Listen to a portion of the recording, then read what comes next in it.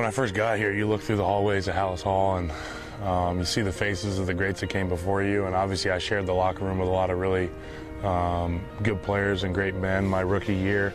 And through that transition to a new coach and then to another coach, you want to be somebody that can kind of impart that wisdom on some of the younger guys and make sure they understand the significance of where they're at and how lucky we are to be on the Bears. How would you describe the differences between your personality on the field and off the field? Night and day.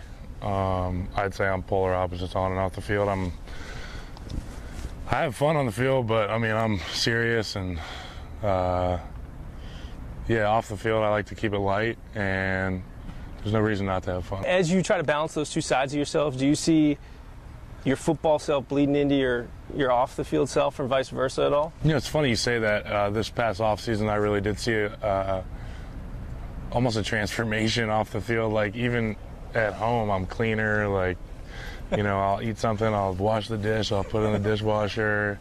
I'm organized.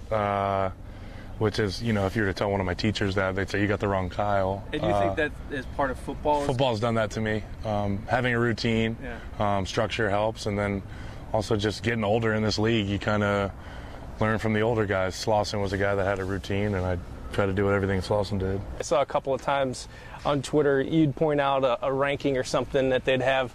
Someone would have you guys an offensive line, or they'd rank you like as the ninth guard. Do you really kind of take that stuff a little bit personally and feel like, you want to prove people wrong? You kind of internalize a little bit of everything. You can't let it ruin your day, but definitely want to make a mental note of it.